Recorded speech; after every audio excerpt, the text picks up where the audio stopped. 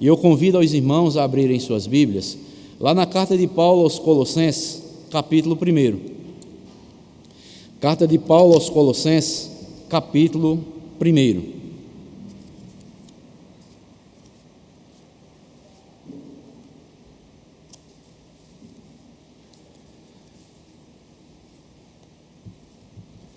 Carta de Paulo aos Colossenses, capítulo 1.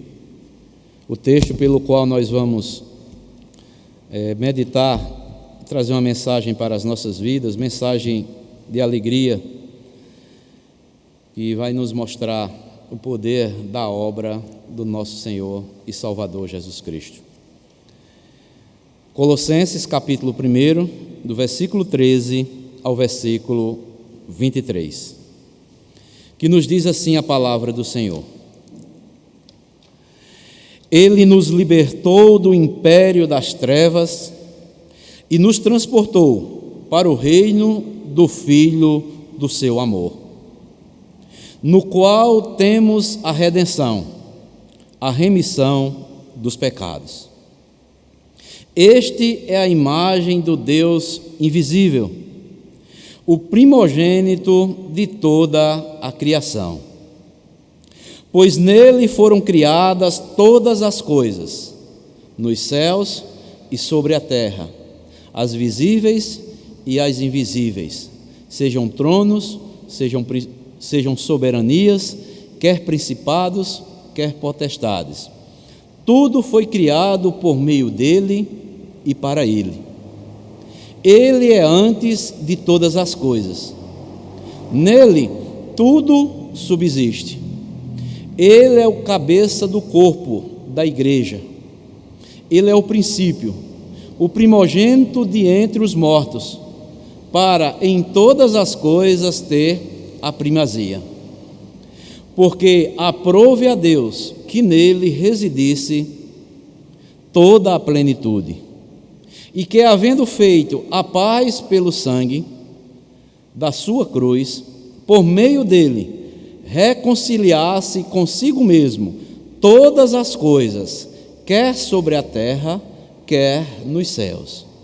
E a vós outros, que também outrora éreis estranhos e inimigos no entendimento, pelas vossas obras malignas, agora, porém, vos reconciliou no corpo da sua carne, mediante a sua morte, para apresentar-vos perante ele santos, inculpáveis e irrepreensíveis, se é que permaneceis na fé, alicerçados e firmes, não vos deixando afastar da esperança do evangelho que ouvistes e que foi pregado a toda criatura debaixo do céu, e do qual eu, Paulo, me tornei ministro.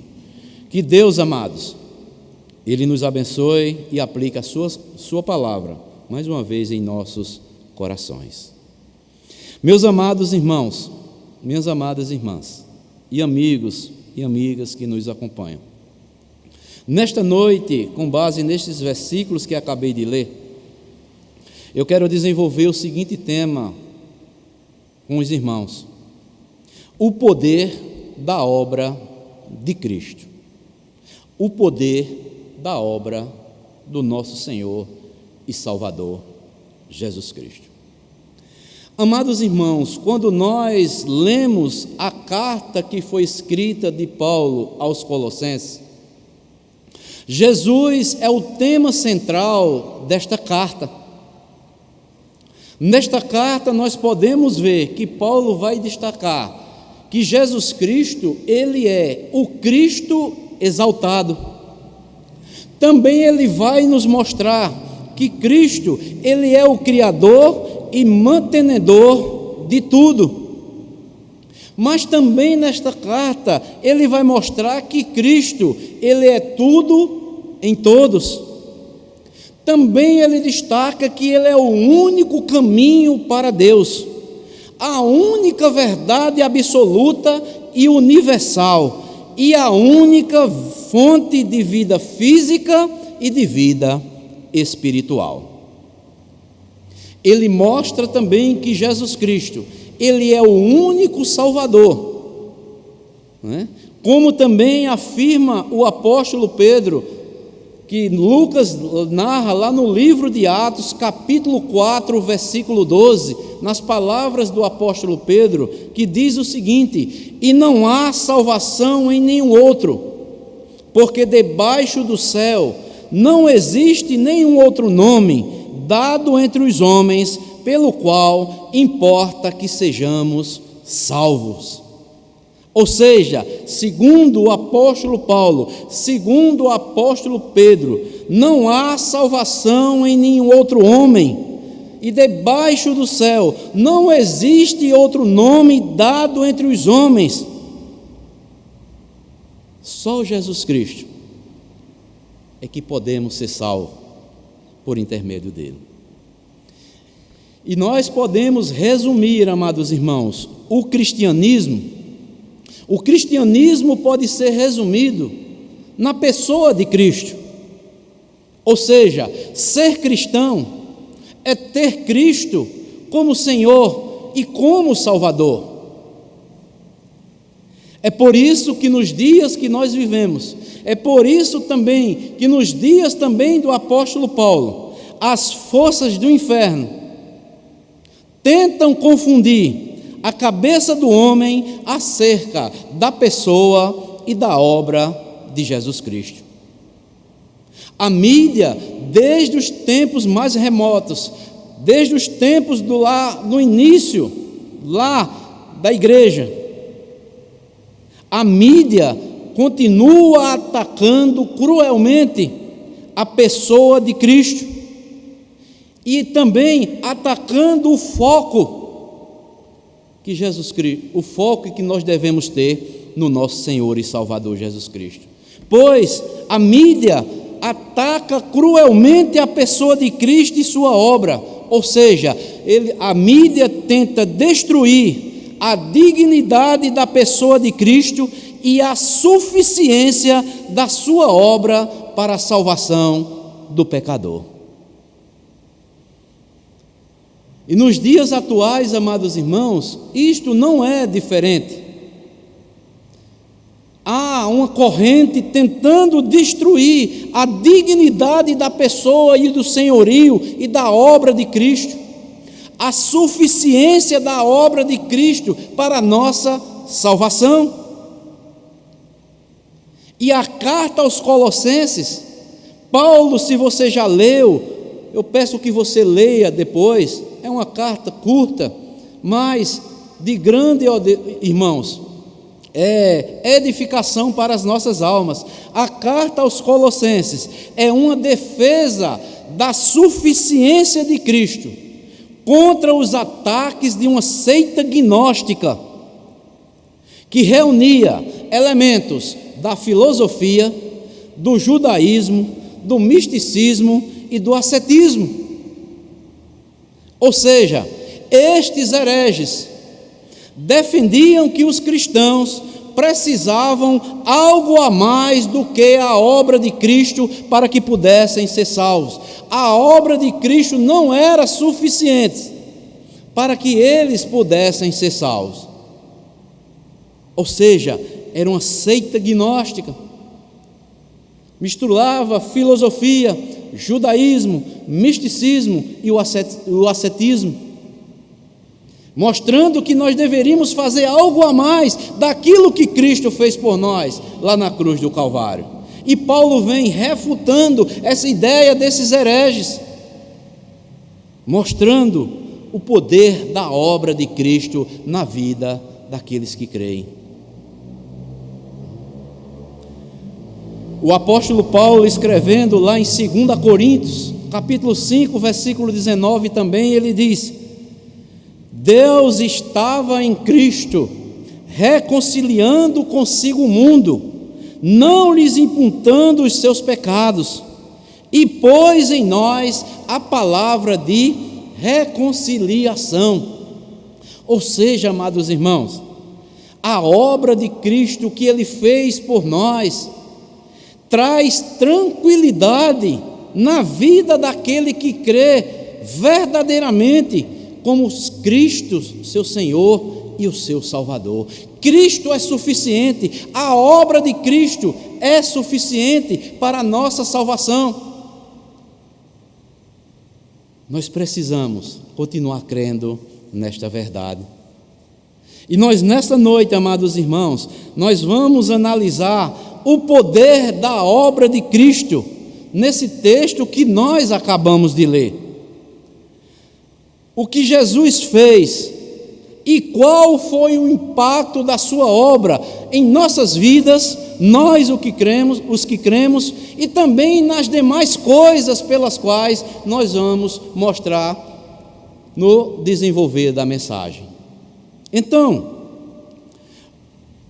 o poder da obra de Cristo, em primeiro lugar, vamos ler o versículo número 13, Colossenses capítulo 1, versículo 13, o apóstolo Paulo nos mostra: Ele nos libertou do império das trevas e nos transportou para o reino do Filho do seu amor. Então, em primeiro lugar, a obra de Cristo proporciona ao pecador libertação. A obra de Cristo proporciona, primeiramente, ao pecador libertação.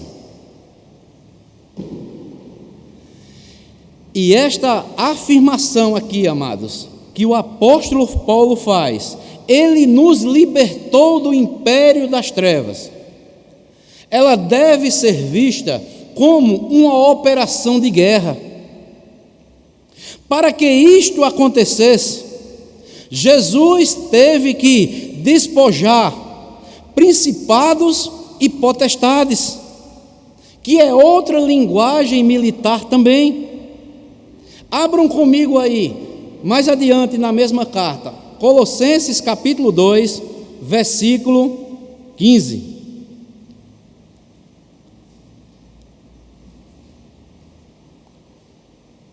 Eu vou ler a partir do versículo 13, mas eu quero destacar o versículo 15.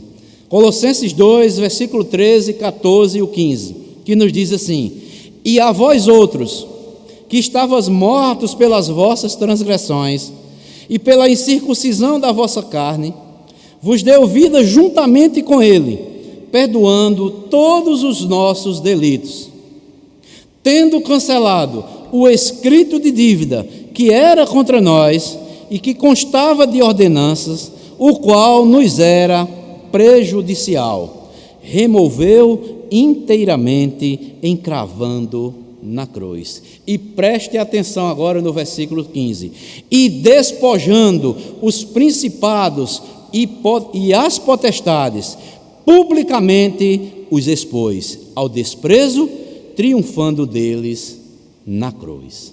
Como eu falei anteriormente, amados irmãos, esta afirmação aqui, quando Paulo diz, ele nos libertou do império das trevas, é uma afirmação vista como uma operação de guerra. E para que isso acontecesse, Jesus teve que despojar principados e potestades. E como era que se despojava? Quando os soldados iam para uma guerra, se forem vitoriosos, eles tomavam as coisas mais preciosas e traziam para a sua casa, e naturalmente não permitiam que as armas ficassem com os derrotados. Eles retiravam o poder de fogo dos inimigos, e foi isto que Jesus Cristo fez por nós. A Bíblia afirma que Jesus fez isto por nós, os que cremos, e você também é chamado a crer nessa poderosa obra que Cristo fez por nós, ali na cruz do Calvário. Ele despojou principados e potestades, e publicamente expôs ao desprezo. Em outras palavras, aqueles que creem em Cristo, o inimigo, Satanás, principados e potestades, não têm mais poder sobre as vidas deles. Eles foram libertados do império das trevas e nos transportou para o reino do Filho do seu amor. Que coisa maravilhosa, amados irmãos. Ele nos libertou do império das trevas. E por que aqui fala império e depois fala reino? Império é uma linguagem diferente de reino. Império é algo que é conquistado à força. Mas quando nós lemos acerca de reino, reino é totalmente diferente. Ali há uma monarquia estabelecida. Existem direitos, existe direção.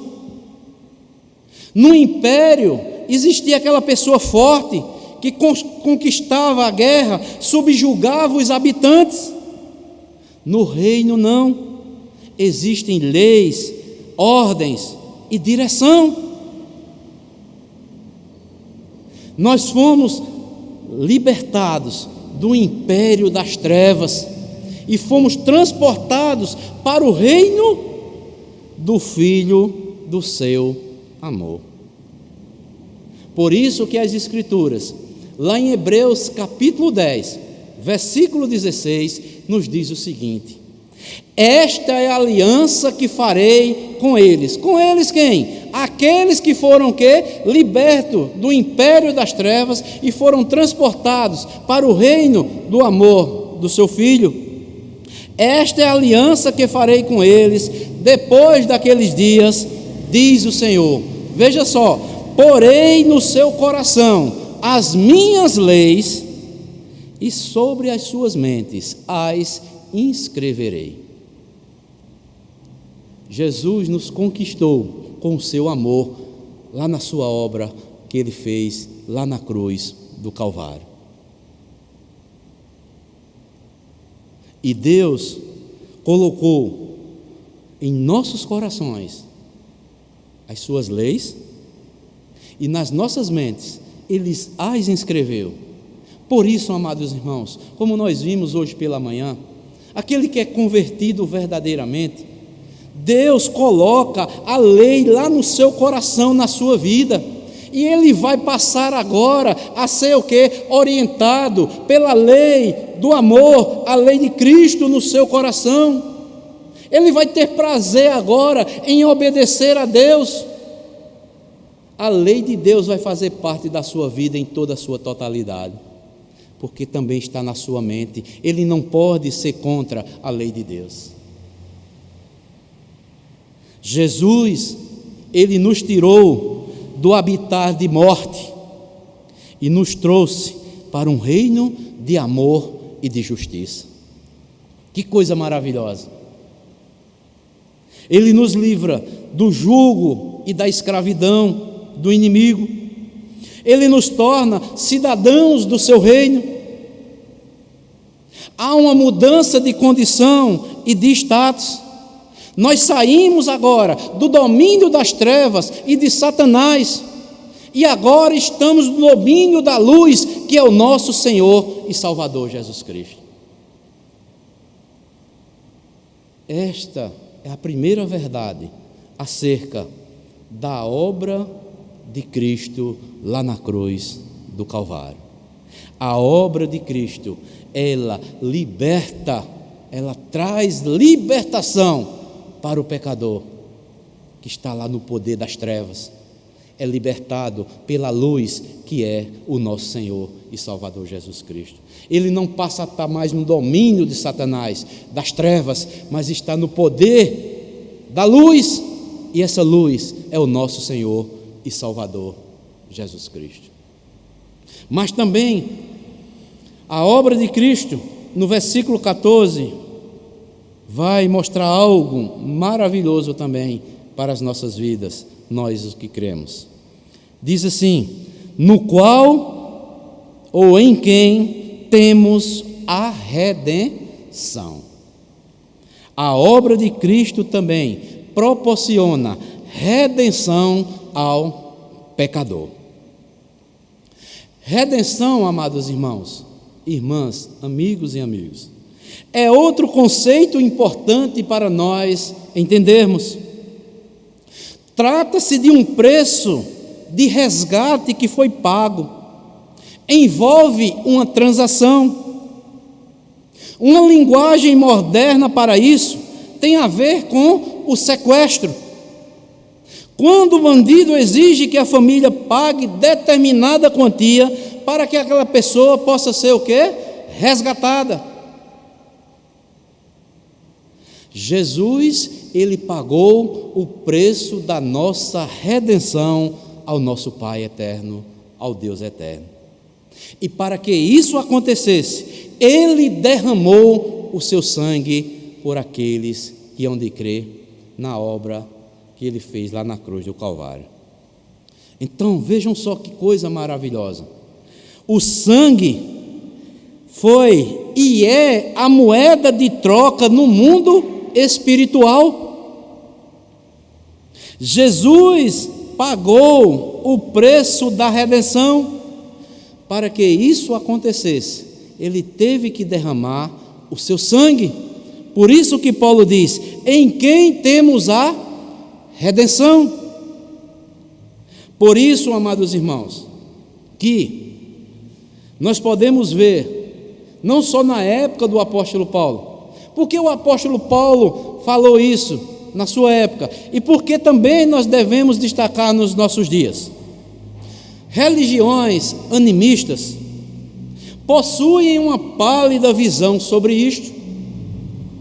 Eles acham que precisam aplacar a ira das entidades e das forças espirituais, matando pessoas ou animais, fazendo altares de sangue.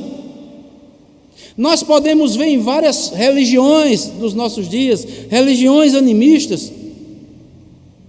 Isso é perceptível, não só na época do Paulo, mas também na nossa também. Religiões também primitivas.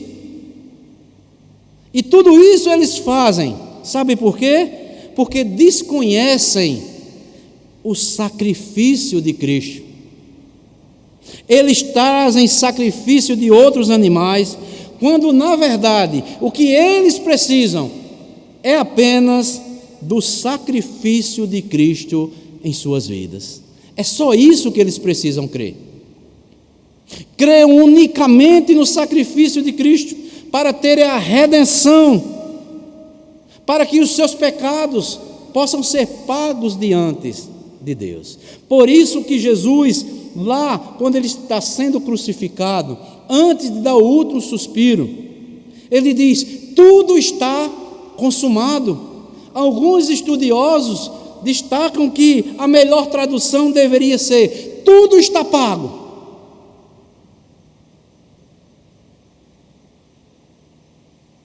Ou seja, ele pagou o preço dos nossos pecados com o seu sangue. Nós que cremos, você que crê também, que nos acompanha nesta noite, os irmãos que estão aqui, nós fomos comprados por um preço. Por isso que eu falei, o sangue é a moeda de troca no mundo espiritual. Mas pastor, como é que pode ser isso? O apóstolo Pedro, ele viu isso de perto. Lá em 1 de Pedro, capítulo 1, versículo 18 e 19, ele diz, sabe o quê? Sabendo que não foi mediante coisas corruptíveis, como prata ou ouro, que fostes resgatado do vosso fútil procedimento que vossos pais vos legaram, mas pelo precioso sangue, como de cordeiro, sem defeito e sem mácula, o sangue de Jesus Cristo. Esse é o segundo destaque que eu quero fazer acerca do poder, da obra de que Cristo fez por nós ali na cruz do Calvário. Primeiro, nos traz libertação, por isso nós devemos crer. Também nos traz redenção. O preço do nosso pecado, Cristo pagou por nós lá na cruz do Calvário. Todo homem O que ele precisa, quando eu falo homem aqui, no sentido geral, homens e mulheres, precisa é do sangue, ou melhor, precisam é do sangue de Jesus Cristo sobre as suas vidas, para pagamento dos nossos pecados. Em quem temos a redenção. Mas ainda do versículo 14, o apóstolo Paulo vai fazer outro destaque, no qual temos a remissão. Redenção é uma coisa e remissão é outra coisa também. Em terceiro lugar, o poder da obra de Cristo proporciona também remissão ao pecador. E o que é remissão? Remissão dá ideia de perdão. Jesus pagou o preço do nosso pecado e fomos perdoados. Nós, os que cremos, e todos aqueles que estão sendo chamados para crerem na obra do Senhor e Salvador Jesus Cristo. Todos aqueles que creem são declarados justos diante de Deus. Ele nos liberta, Ele nos redime e nos dá a remissão, que se chama perdão. Por isso, amados irmãos, que o apóstolo Paulo, o próprio apóstolo Paulo, que escreveu a carta aos Colossenses, lá na sua carta aos Romanos, capítulo 4, versículo 6 e o versículo 7, ele faz uma citação que foi falada pelo servo de Deus Davi, lá do Salmo 32. E Paulo diz: é assim também que Davi declara: ser bem-aventurado, mais que feliz, o homem a quem Deus atribui justiça, independentemente das obras. Bem-aventurados aqueles, olha só, cujas iniquidades são perdoadas e cujos pecados são cobertos. Vejam só, amados irmãos, que harmonia há entre as Escrituras. Paulo vai pegar o Salmo lá 32, escrito por Davi, e a mesma teologia lá, o mesmo conhecimento que Davi tinha, Paulo também, depois de convertido, ele mostra que o homem é declarado justo diante de Deus, independente das suas obras que ele venha praticar. O que eu acho interessante aqui é que Paulo não diz, ou não afirma, bem-aventurado aquele que não pecou. Não, Paulo não diz isso, mas ele diz, mais bem-aventurado é o homem a quem Deus atribui justiça, independentemente das obras. Que coisa maravilhosa, amados irmãos. A obra de Cristo nos liberta do império das trevas, nos transporta para o reino do Filho do seu amor, nos dá a redenção. Ele pagou o preço por nós, com o seu sangue, e nos dá a remissão. Quando nós cremos, é imputado a nós a justiça de Cristo sobre as nossas vidas. A justiça que nós recebemos é a justiça de Cristo, que foi imputada ou atribuída a nós que cremos, e todos aqueles a quem vierem a crer. Bem-aventurado o homem a quem Deus atribui justiça, independentemente das obras. Por isso, que certa vez eu estava lendo um comentário acerca da justificação, não é? Independente das obras, Martinho Lutero, ele fez uma citação interessante. Ele diz o seguinte, que a justiça que nós recebemos após crermos em Jesus Cristo, ela é alienígena, ela vem de fora, não vem de nós mesmos, nós não temos justiça própria.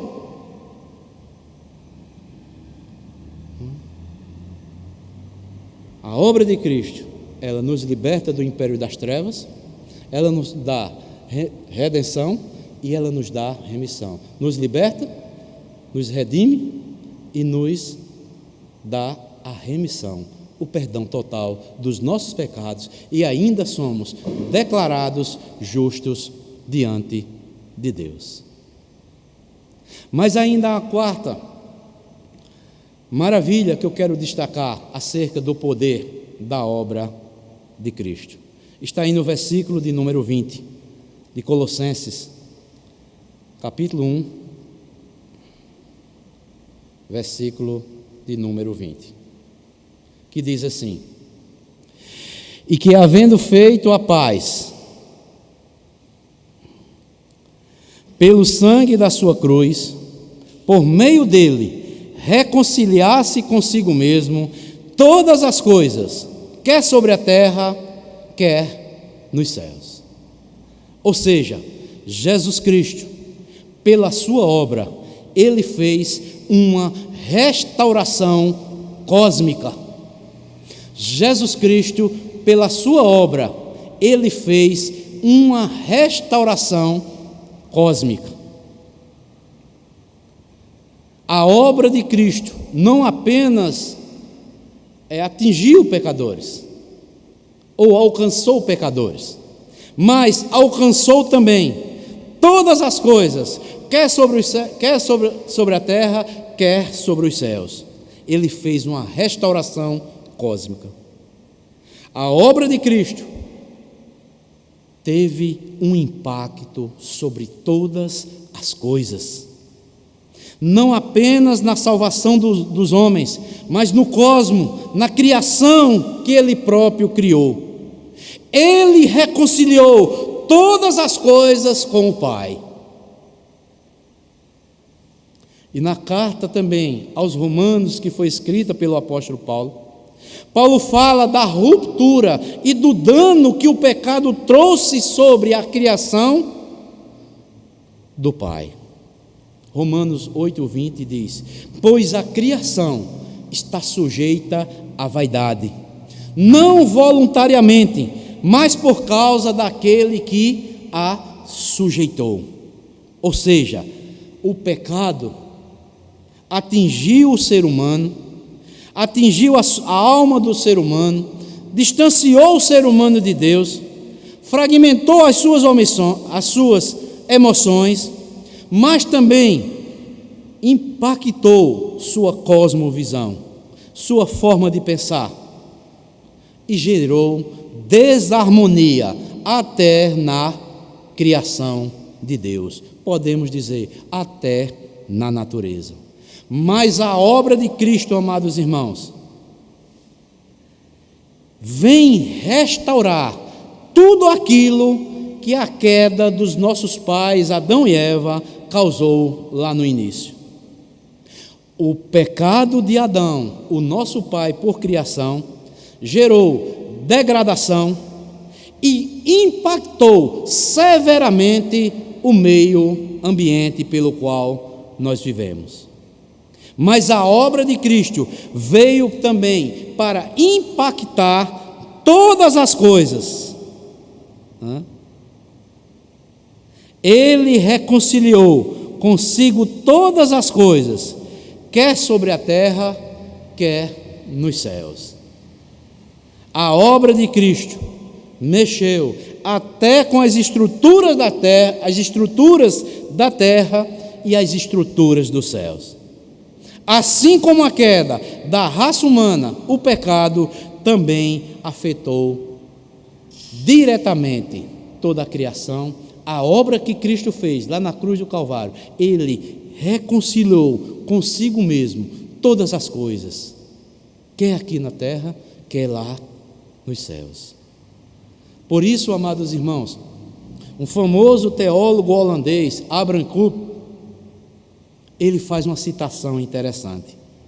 Ele diz: a obra de Cristo, acerca da obra de Cristo, não há nenhum centímetro quadrado em todos os domínios da existência sobre os quais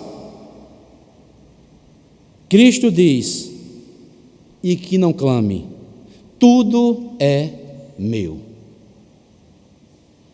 Pois ele restaurou, reconciliou todas as coisas através da sua obra.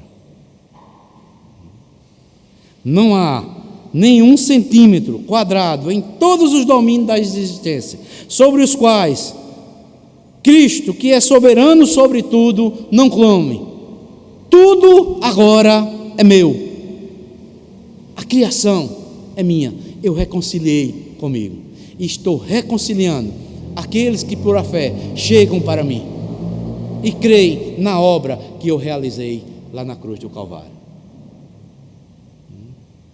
Por isso que quando você vai lá para Apocalipse, eis que faço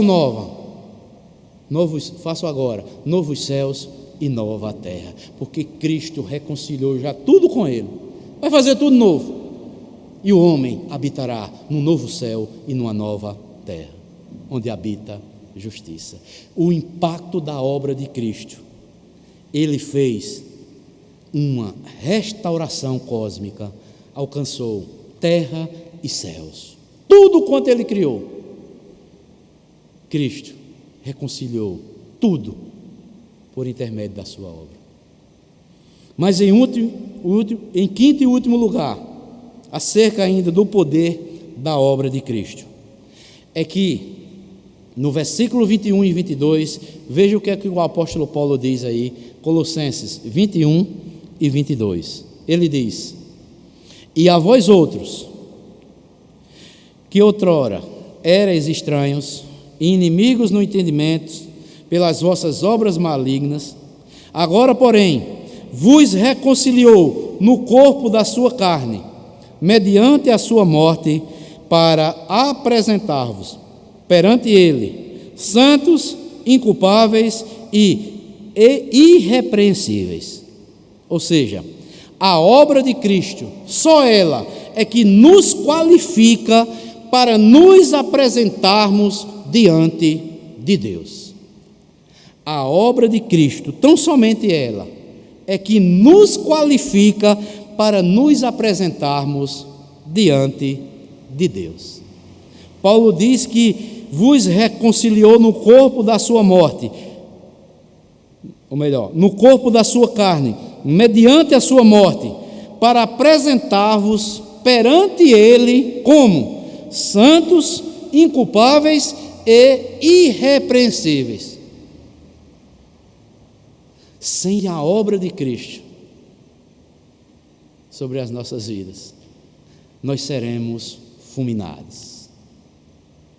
Só a obra de Cristo é que nos qualifica para nos apresentarmos diante de Deus. Ou seja, a obra de Cristo, ele fez algo radical sobre as nossas vidas. A obra de Cristo nos capacitou a nos apresentarmos puros, inculpáveis, irrepreensíveis diante de Deus. O que é que algo ou além da obra de Cristo pode apresentar o pecador desta forma, puro, inculpável e irrepreensível perante Deus, a não ser a obra de Cristo? Sem a obra de Cristo, como é que o pecador irá se apresentar diante de Deus? E eu quero que você abra um texto agora interessante, lá no livro de Jó. Abram comigo aí, Jó capítulo 4. Jó capítulo 4, versículo 17 ao versículo 19, que nos diz assim: seria porventura o mortal justo diante de Deus? E ele continua: seria acaso o homem puro diante do seu Criador?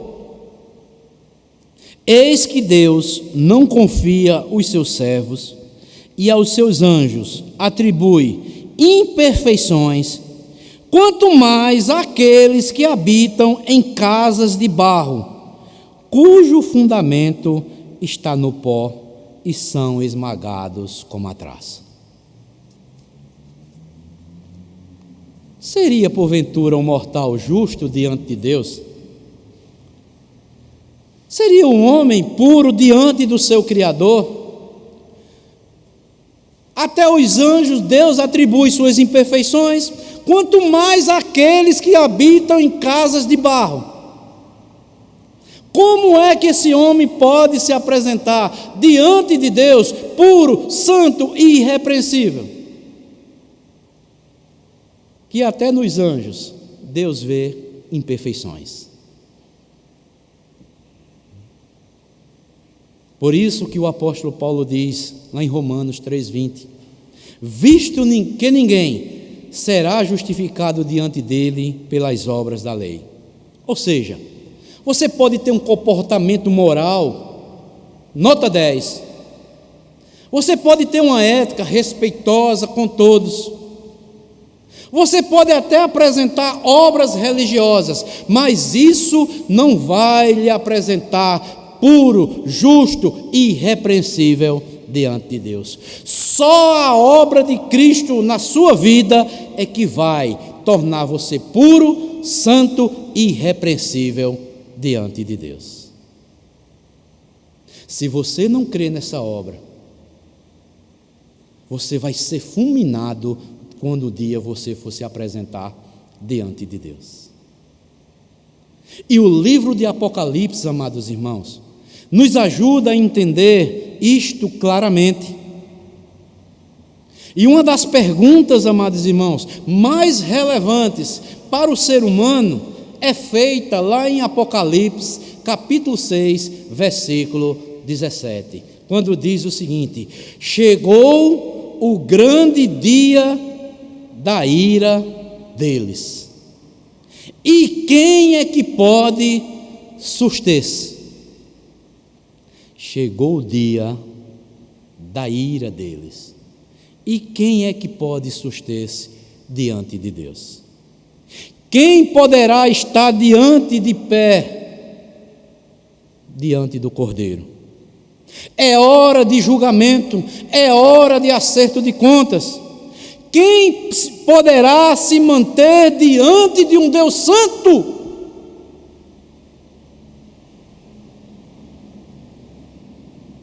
Apocalipse, capítulo 7, versículo 9, versículo 13 e versículo 14, vai mostrar quem é quem vai se manter diante desse Deus santo. Apocalipse, capítulo 7, versículo 9, versículo 13 e o versículo 14. Veja que coisa interessante, amados. O versículo 9 diz o seguinte: depois destas coisas, vi, e eis uma grande multidão, que ninguém podia enumerar, de todas as nações, tribos, povos, línguas, em pé diante do Cordeiro, vestido de vestiduras brancas, com palmas na mão. Versículo 13 e 14. Um dos anciãos tomou a palavra dizendo: estes que se vestem de vestiduras brancas, quem são? E de onde eles vieram? Respondi-lhe: meu Senhor, tu o sabes. Ele então me disse: são estes os que vieram da grande tribulação e lavaram suas vestiduras e alvejaram no sangue do Cordeiro. Só estarão de pé aqueles que lavaram suas vestiduras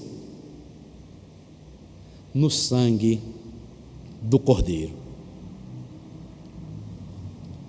Amados irmãos, irmãs, amigos e amigos que nos acompanham, para estar de pé ou continuar de pé naquele grande dia, o dia do julgamento, diante do trono do Senhor, precisamos ter nossas roupas purificadas e alvejadas pelo precioso sangue do Senhor Jesus Cristo.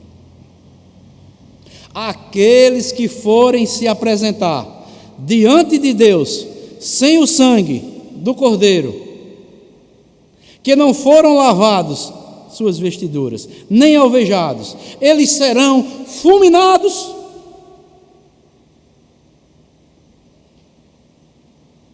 Amados irmãos, que coisa maravilhosa é a obra de Cristo, o que Ele fez lá na cruz do Calvário.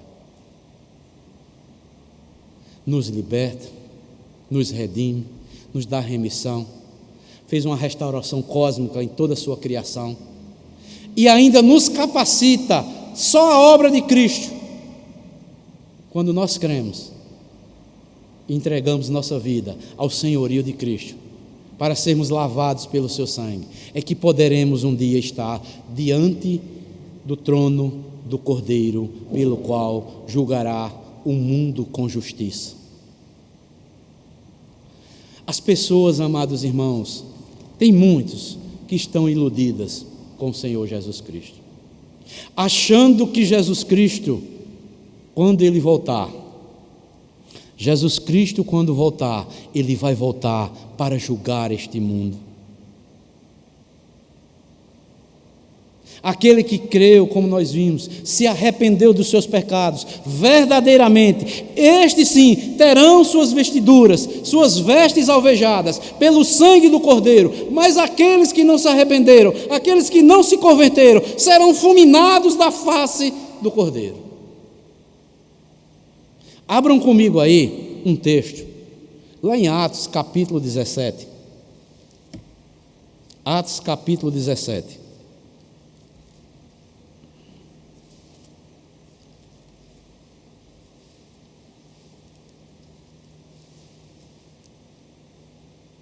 Atos capítulo 17.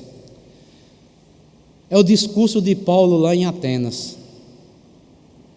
E vou ler apenas o versículo 30 e o 31. Que ele diz: ora, não levou Deus em conta os tempos da ignorância. Agora, porém, notifica aos homens que todos, em toda parte, o quê? Se arrependam. Portanto, estabeleceu um dia que há de julgar o mundo com quê? Com justiça. Por meio de quem? De um varão que destinou e acreditou diante de todos, ressuscitando dentre os mortos. Quem é que vai julgar a terra com justiça? Aquele que veio um dia, proporcionou a obra, deu oportunidade para muitos se arrependerem, muitos se converterem. Eu acho maravilhoso, amados irmãos, no versículo 3. Agora, porém, notifica aos homens, mande que os homens façam o quê? Todos, em toda parte, eles se o quê? Se arrependam. Porque esse mesmo Jesus, que veio, morreu lá na cruz, ressuscitou, esse mesmo Deus colocou como juiz do céu e da terra, e Ele vem para julgar o mundo com justiça. Então, a obra de Cristo, em último lugar, amados irmãos, como nós vimos, ela nos capacita para que no dia do juízo nós possamos, como diz o apóstolo Paulo aqui, ele mencionou aos Colossenses, né? Ele disse o seguinte, né? Mediante a sua morte, para apresentar-vos perante eles santos, inculpáveis e irrepreensíveis. Então, amados irmãos, concluindo, eu quero dizer o seguinte: certo homem, creio que aqui quem lê muitos livros teológicos vai ler acerca de Anselmo de Canterbury. Ele foi um homem de Deus, nascido lá na Itália em 1093 depois de Cristo. E ele foi designado arcebispo de Canterbury. E em seu livro, que tinha como título Cur Deus Homo, fez uma das mais brilhantes análises teológicas sobre a obra de Cristo, ou seja, sua morte substitutiva em nosso lugar. Ele diz o seguinte: para ele, para Anselmo, Deus, sendo santo, não poderia simplesmente ignorar o pecado e deixá-lo sem julgamento. É mais que impróprio, é impossível um Deus santo deixar impune o pecado. Então, dizia ele, o que poderia ser feito? Se somos devedor, nós precisamos pagar o que devemos. E ele continua: o problema é que nós, pecadores, somos incapazes de pagar a grande dívida dos nossos pecados diante de Deus. Nossa obediência não é suficiente para satisfazer a Deus, nem podemos salvar a nós mesmos. E no começo do livro, logo no capítulo 2, ele afirma o seguinte: não há ninguém que possa satisfazer a justiça de Deus, exceto o próprio Deus. Por isso, Deus morreu em nosso lugar. Jesus era e é Deus.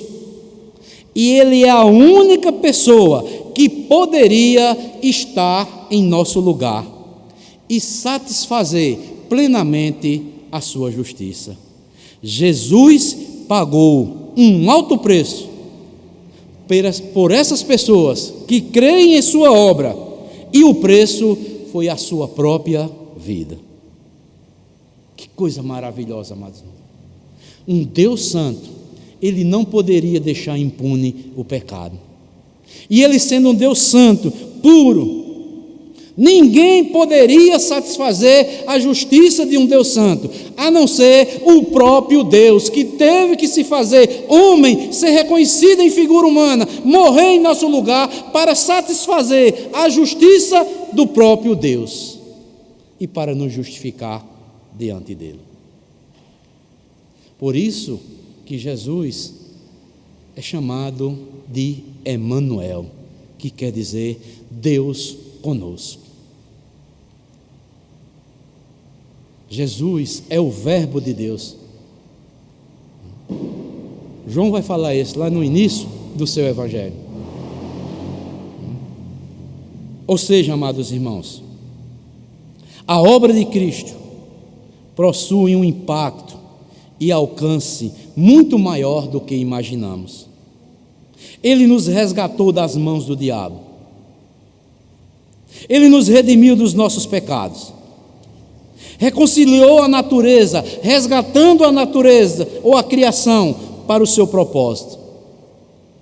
Ele nos justifica quando nós cremos, permitindo que, no dia do juízo, pelo seu sangue, não sejamos fulminados pela santidade de Deus, nem condenados pela gravidade dos nossos pecados, mas sejamos restaurados e resgatados.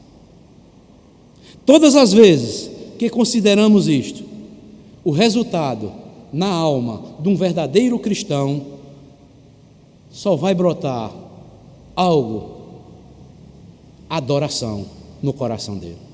Nós só passaremos a adorar a Deus. Eu não merecia tudo isso, mas Deus fez isso por mim. A obra de Cristo deve nos encantar diariamente. Você já parou para pensar sobre isso? A obra que Cristo fez por mim e por você deve trazer encantamento para as nossas vidas, todos os dias, todas as horas. Se as coisas estão ruins, eu não me importo. Uma coisa eu sei, que um dia eu estarei na presença de Deus, santo, inculpável e irrepreensível, porque o meu Senhor Jesus Cristo fez isso por mim, e eu fui lavado pelo seu sangue, redimido pelo seu poder da sua obra. Eu posso tão somente dizer: eu era perdido e fui achado. Eu era cego e agora vejo. Eu estava condenado, mas agora pela cruz eu fui reconciliado para a glória desse maravilhoso Deus que tudo fez por mim, entregando o seu principal elo de amor, que foi o seu Filho Jesus Cristo. Coisa maravilhosa, amados. Por isso, João 3,16 é o versículo, como muitos dizem, é o Evangelho em miniatura. Porque Deus amou o mundo de tal maneira que Ele deu o seu Filho unigênito. Por direito, Deus só tem um Filho. Jesus é o unigênito.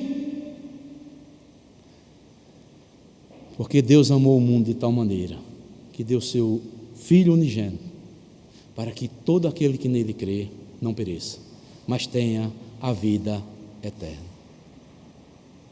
Então, amados irmãos, resta-nos a cada um de nós, que já fomos alcançados pela obra de Cristo em nossas vidas, nós apenas darmos um aleluia, um glória ao nosso Deus. Como eu falei, a obra de Cristo deve nos encantar todos os dias.